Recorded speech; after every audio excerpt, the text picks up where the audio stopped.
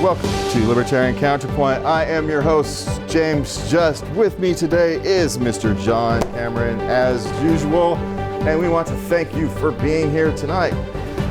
There's been a lot of conversation about the Chinese version of AI these days. So before we talk about that, John, let's see what Mr. Richard Fields has to say about this new version of I'd love to hear what Richard has to say. For 213.50, the short one. 5, 4, 3, 2, 1. Hi, this is Richard Fields with this week's report from the fields. The weekend before last, a Chinese hedge fund, High Flyer Capital Management, released a new artificial intelligence large language model, DeepSeek R1, which appears to be equivalently functional to Silicon Valley created ChatGPT. They claim it only costs $6 million, a fraction of the cost of its Silicon Valley competitors. Moreover, it's claimed that it was built with older, pre-embargo NVIDIA chips. Of course, I decided to put it to the test. Predictably, the site was incredibly busy. It took me a couple of days to establish an account. Then I asked my standard test question for AI, which is, would modern civilization be possible without the use of fossil fuel? It gave the same hedged answer that I've received from the US-based sites. Yes, but history would have looked much different, yada, yada, yada. I tried to ask it to give me a history of Tiananmen Square, but it was too busy to respond. OpenAI is already complaining about copyright infringement. Talk about the pot calling the kettle black. The real lesson to be learned is a demonstration of the law of unintended consequences. The U.S. has banned export of NVIDIA's latest generation high-end chips to China. Can't have the Chicoms using any of our vaunted technology, right? So the clever Chinese evidently found a low-cost way to produce a product that appears scary enough to spook the stock trading algorithms to tank NVIDIA stock, 17% in one day. Ultimately, NVIDIA probably has nothing to be afraid of.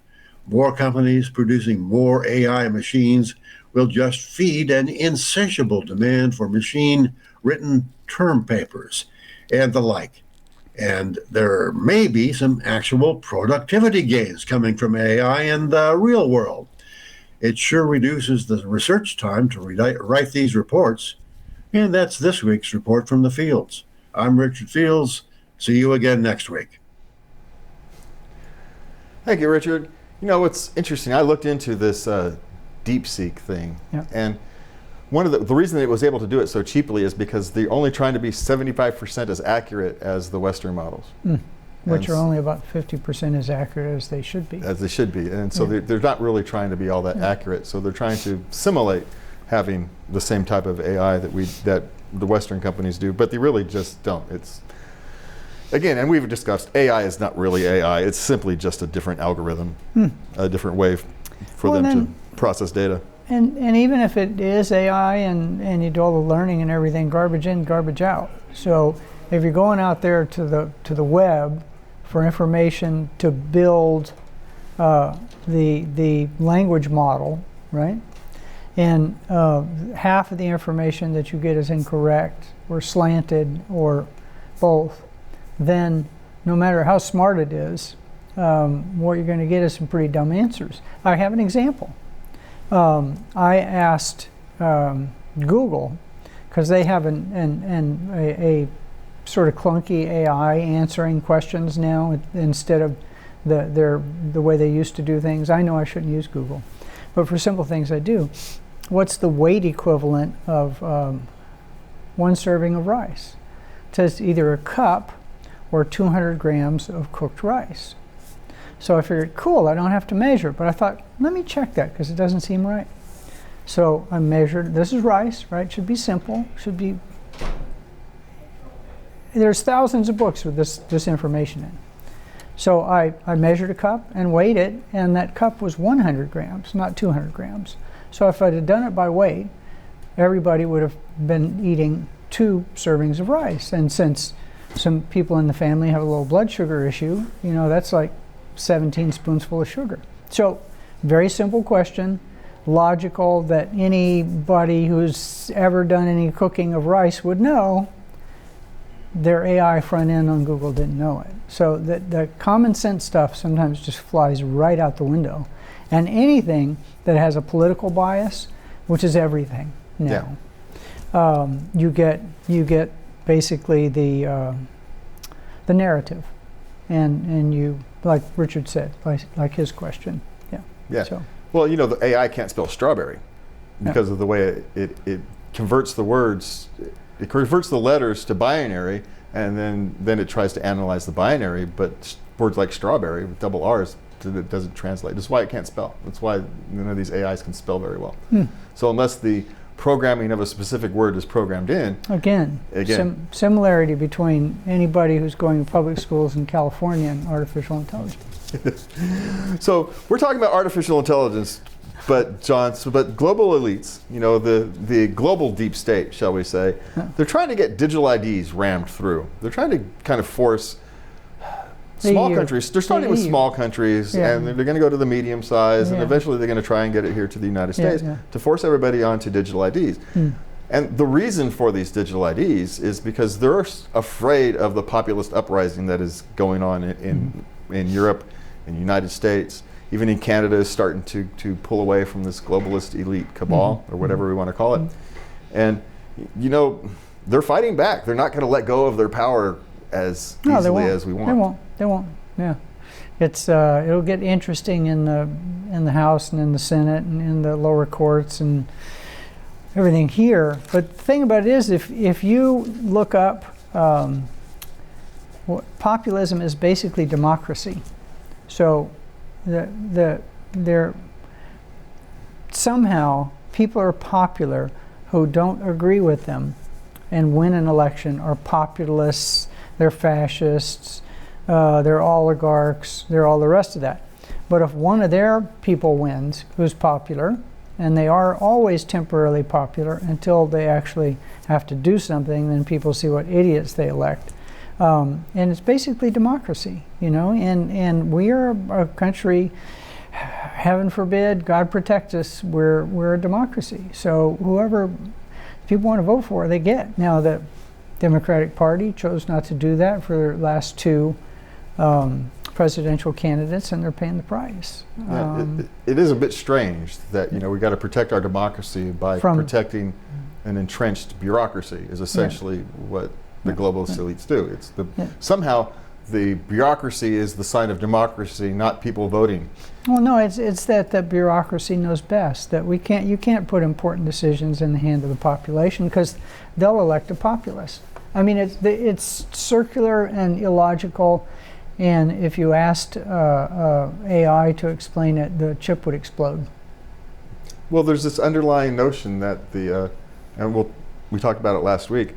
There's this underlying notion that the bureaucrats, those who work for government, are somehow better angels of our nature. They're better. They're fundamentally better people, which is laughable. They're just people like everybody else. They're no different or better or worse than you and I. I disagree. By the very fact that they're untouchable, they're worse, because people are held in check. I have a pretty strong moral compass, and I was chatting with a guy who's a liberal about environmental regulations. He said, well, you know, if we didn't have these regulations, everybody would just take the asbestos out of their house and throw it in the field. And I said, would you do that? I wouldn't. And it shut him up, because he didn't want to admit that he didn't have a moral compass. You know, people are going to do the right thing always, and especially if they're held accountable. But if you're a bureaucrat in many countries, especially this one, unfortunately, until maybe sometime in the near future, you're held completely unaccountable. And so you're going to do whatever you want to do. Yeah, I like to say, you know, a bureaucrat can violate your constitutional rights. A court can decide that, yes, they violated your constitutional rights, and nothing happens. I park in front of my house and I get a $60 ticket. And, you know, there's something fundamentally wrong there. Yep. And You know, and if we don't, we as a people don't start to deal with this. The bad thing about the digital IDs is that people are so used to doing things now on their phones and having all their data around there. They might be able to sneak them in, and then they're all of a sudden going to notice that they have to identify themselves to go to a website, and then they're going to find out that somehow their funding is dried up because they posted something on Facebook and all the rest of that. So, you know, people are comfort driven as well. And if this becomes really easy, which it could be, then it's going to get frightening. Yeah, well, some of us know how to buy fake digital IDs, so we'll just deal with it that way. Yeah, I mean, some of them know how to buy. You know, for example, no, never mind. Never mind.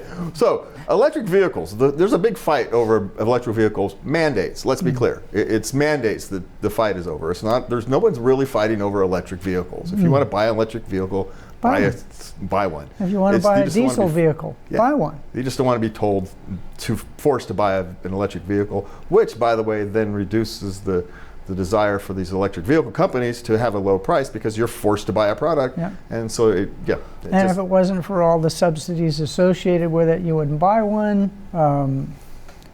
And the fact that they're, you know, basically the elites are given a tax break for buying. Ordinary people, middle-class people in most of the country certainly can't afford to buy an electric vehicle. And the tax break doesn't do them any good because they're already not earning enough to be heavily taxed. Yeah, the tax credit doesn't help. Doesn't help. But if you've got a family of 4 earning the average wage in the U.S., you know, what are you going to do? Carry that $7,500 tax credit forward? I mean, you know, what the heck? You know, it makes a difference in California, of course, because our state taxes are so high. Please, I know Donald watches the show, so Donald, don't put SALT back in. Don't put it back in. Don't let the federal government bail out California and New York and New Jersey and Washington State. Thank you. Yeah, make them have to make the difficult priority choices that they refuse to make. Yeah. And it can be done. Argentina is the example. Oh, yeah, baby. This is what happens when... But you know, this electric vehicle fight, it's what happens when ideology becomes more important than practicality. It's, well, we want electric vehicles. I'm all for trying to figure out how to live cleaner, but mandating electric vehicles is not going to get us to living cleaner. Well, it's not, you know, if you got to power electric vehicles by windmills and solar panels, it's not going to happen. I mean, during the last heat wave we had, was it last summer before last, our glorious leader of California, Governor,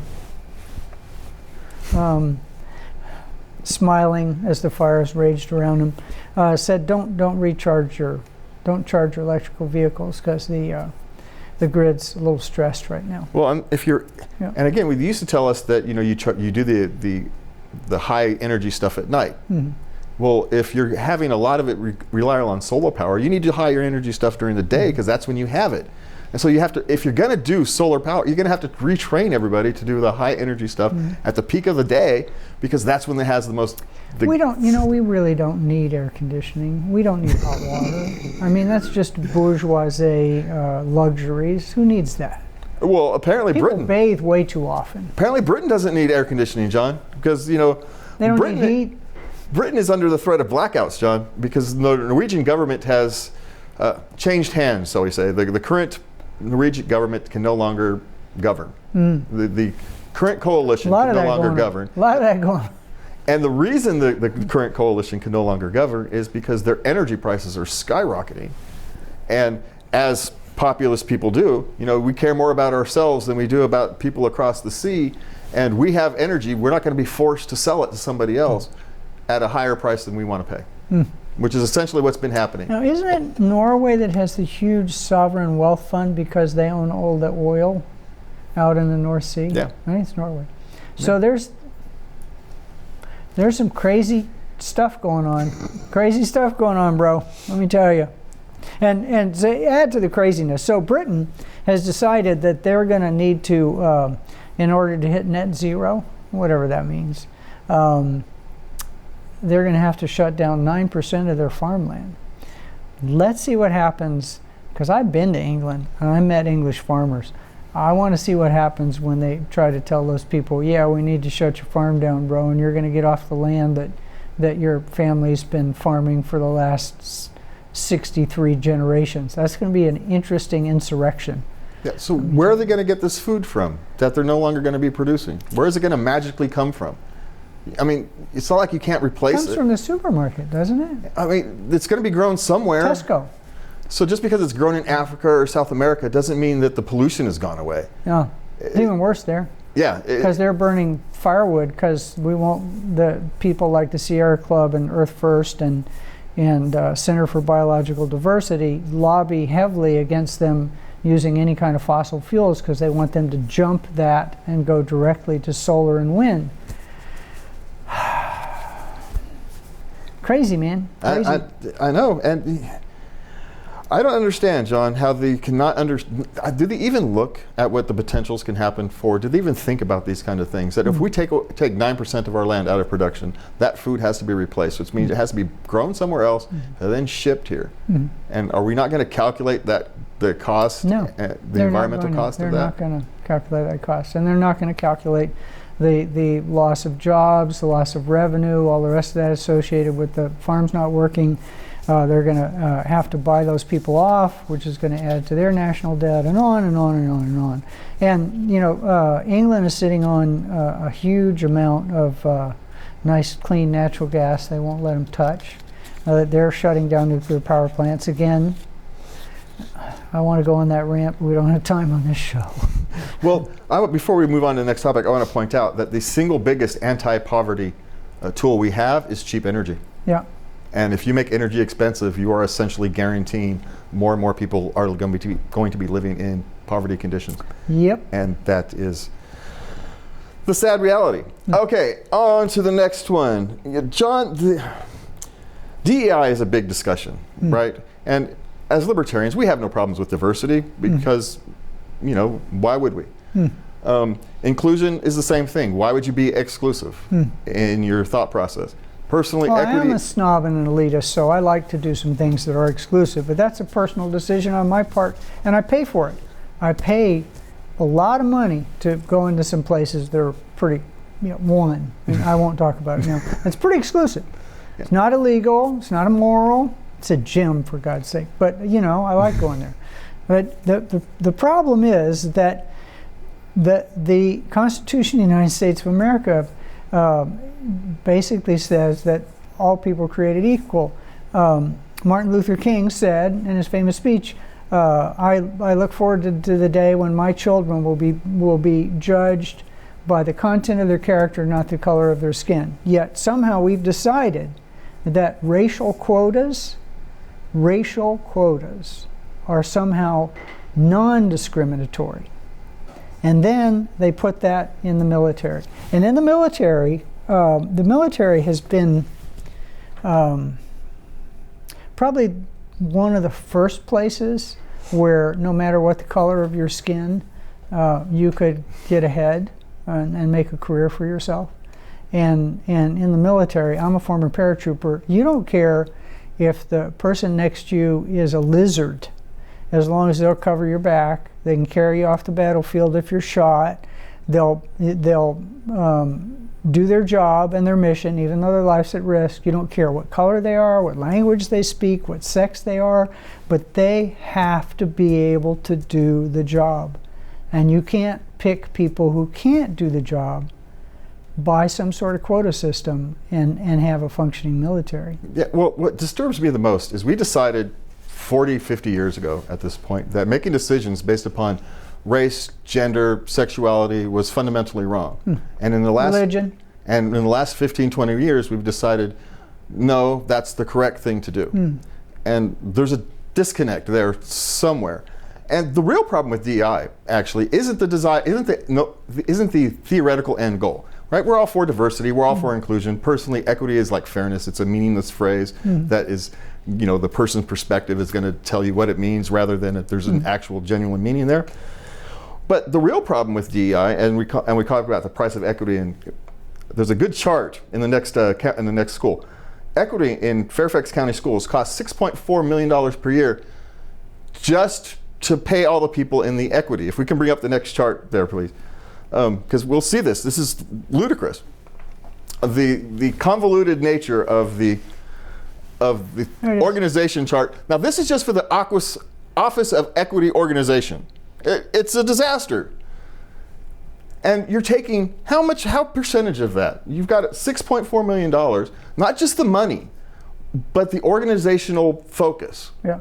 That's the real problem. It's not even the money. You could live without the money. Government wastes money all the time. But it's the organizational focus. You're taking 5, 10, 15% of organizational focus and focusing on something other than educating the child in front of you. And that's the real danger with DEI, that you've taken. Well, and the other danger. You've refocused the organization.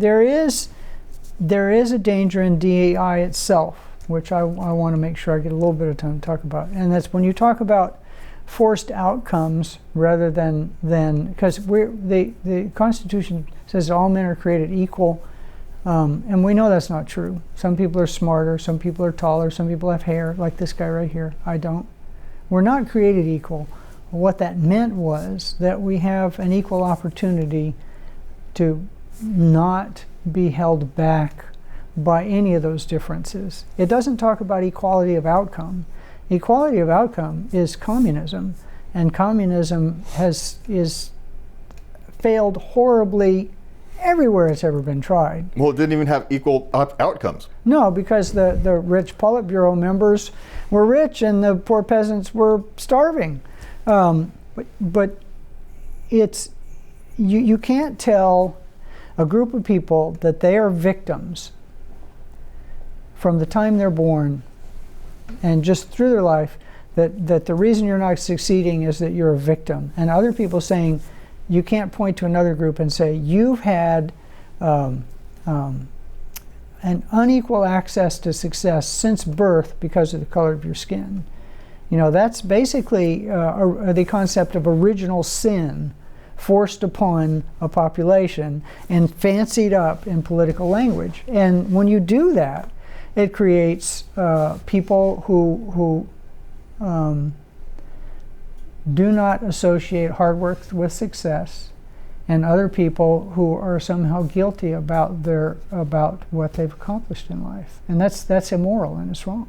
Yeah. Well, we're talking about immoralities. We've only got like 5 minutes left, John, so we're going to go on real quick. The government has declared that money isn't property, so they can take it.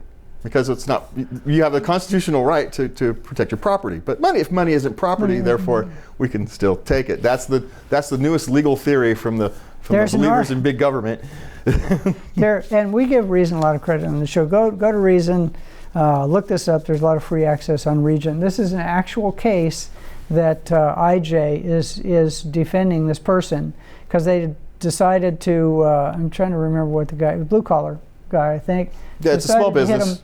On a $50,000 fine, basically said, and it was one of their kangaroo courts. It wasn't a trial by jury or anything.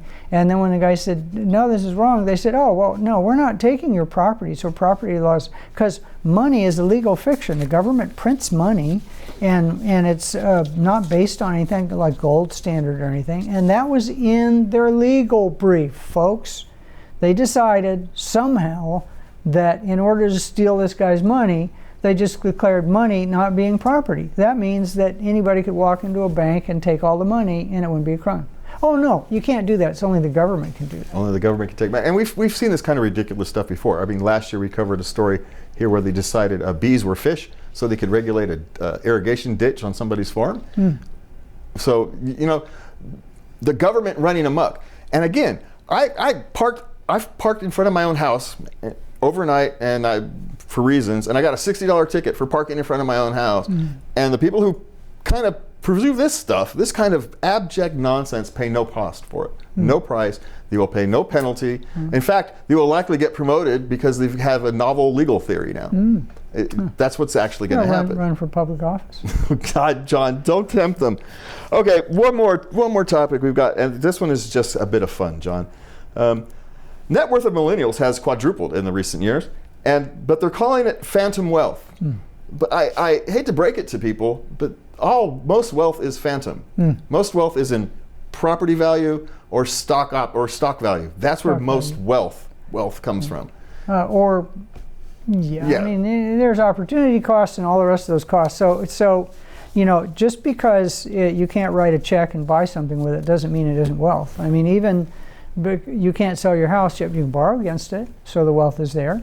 And if you can't borrow against it, then you don't have any wealth because you don't have any equity. So calling it phantom wealth is a stretch. Yeah, but all wealth is phantom wealth. Elon Musk's billions are mostly phantom wealth. It's all tied up in stock. He can't write $1 billion check. He doesn't have $1 billion in cash. but he can borrow against it real easy. He can borrow against his wealth and use the money. But you know, when you do that, you no longer have that wealth because now you have a certain amount of wealth and an IOU.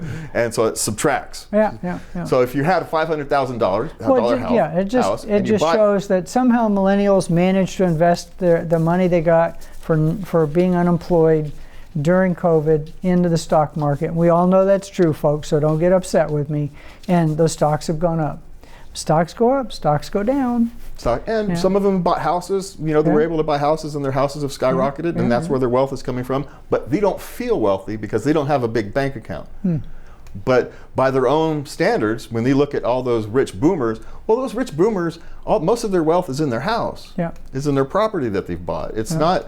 Well, they just happen to own the property outright because they've paid mortgage payments for 30 years, not for 15 or 10. We forget that. We forget that they had to pay for 30 years.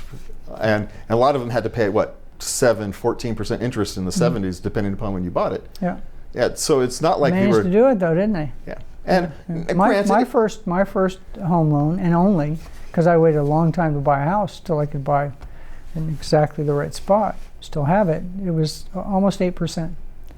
Yeah. And now, granted, it was 60 grand, something like that. And so it was, but you were paid a lot less at the same time. Minimum wage back in the 70s was $2.25 an hour or something like that. I don't know. I worked in the fields. Is the show over? I worked in the fields. Yeah. Well, we're out of here. Thank you, John. I could have bought a house. We are out of here, John. Thank you very much thank you for joining us. Appreciate it. Please remember, have a good night, and please remember to love everybody, especially those that don't deserve it.